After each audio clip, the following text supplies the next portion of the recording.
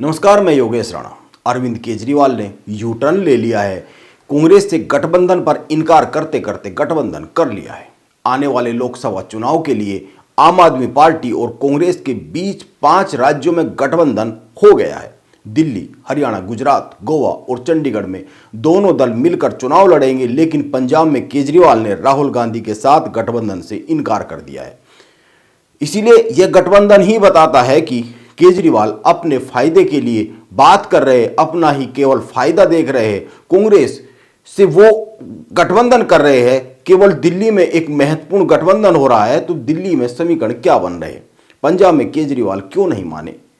कांग्रेस को कितना लाभ इस समझौते से हो सकता है और बीजेपी को कितना नुकसान इस गठबंधन से हो सकता है, खासकर दिल्ली में, क्योंकि पंजाब में तो गठबंधन हुआ ही नहीं है। ये कुछ सवाल है और इन सवालों के अगर उत्तर की बात करते हैं तो पिछले 2 चुनाव में इन सीटों पर, जिन सीटों पर गठबंधन हुआ है कांग्रेस और आम आदमी पार्टी का, इन सीटों पर इन दोनों दलों की स्थिति क्या है और बीजेपी की स्थिति क्या है? अगर वोट प्रतिशत के हिसाब से भी देखें, जहां पर गठबंधन हुआ है वहां पर यह समझना चाहिए।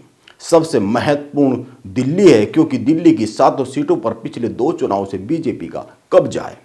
केजरीवाल के पास दिल्ली की सत्ता तो है, लेकिन वो दिल्ली की 7 सीटों में से एक भी सीट पर सेंध नहीं लगा पा रहे हैं। पिछले 2 चुनाव से कांग्रेस भी दिल्ली में असहाय है। दिल्ली में आम आदमी पार्टी के हिस्से में 4 सीटें आई है, जो मौजूदा गठबंधन हुआ है आम आदमी पार्टी और कांग्रेस के बीच में, और इन 4 सीटों में नई दिल्ली, पश्चिमी दिल्ली, दक्षिणी दिल्ली, पूर्वी दिल्ली, और कांग्रेस के हिस्से में 3 सीटें आई है, चांदनी चौक, उत्तर पूर्वी दिल्ली और उत्तर पश्चिमी दिल्ली। 2019 के लोकसभा चुनाव में दिल्ली की सभी 7 सीटों पर बीजेपी ने कब्जा जमाया था।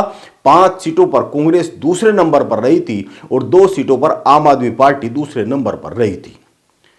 आप गौर कीजिए, 2019 में दिल्ली की सभी 7 सीटों पर कुल 1,27,11,000 के करीब वोटर रहे हैं। इनमें से 86,79,000 के करीब मतदाताओं ने वोटिंग की 2019 में, और यह जो वोटिंग हुई थी इसमें से अकेले बीजेपी को 49,08,000 वोट मिले थे। यानी कि अगर इसको प्रतिशत में निकाले तो 56.90% वोट मिले थे। 50% से ज्यादा वोट मिले थे। 22.6% वोट शेयर कांग्रेस का रहा था।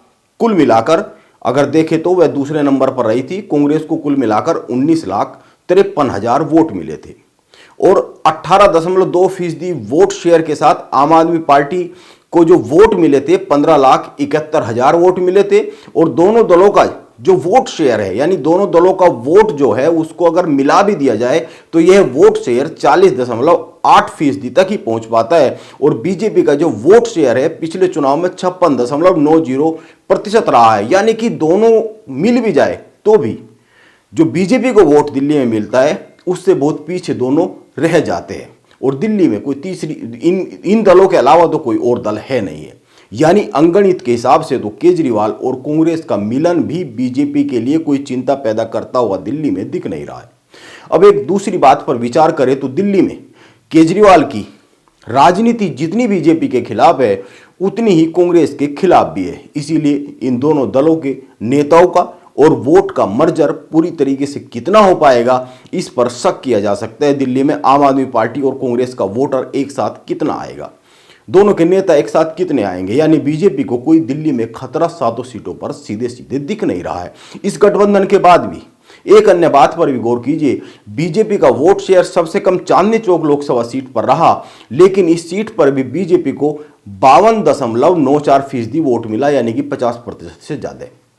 अब 2024 के लोकसभा चुनाव में अगर यही वोटिंग पैटर्न रहा तो आम आदमी पार्टी और कांग्रेस के साथ आने के बाद भी बीजेपी की सेहत पर दिल्ली में कुछ खास असर पड़ता हुआ तो दिख नहीं रहा है। हाँ, पंजाब में असर पड़ता हुआ दिख सकता था, लेकिन पंजाब में एक गठबंधन हो ही नहीं रहा है। यह हो सकता है कि बीजेपी की जीत का अंतर कुछ कम हो जाए, लेकिन दिल्ली में इस गठबंधन के बाद भी आम आदमी पार्टी और कांग्रेस के लिए एक सीट जीत पाना तक मुश्किल लग रहा है। हाँ, जैसा कि मैंने कहा, पंजाब में हालात जुदा है और केजरीवाल इस बात को समझ रहे हैं। इसीलिए केजरीवाल ने पंजाब को लेकर कांग्रेस को कोई भाव ही नहीं दिया। बाकी वोटर के मन में क्या है यह तो चुनाव परिणाम आने के बाद ही पता चलेगा। नमस्कार, मैं योगेश राणा।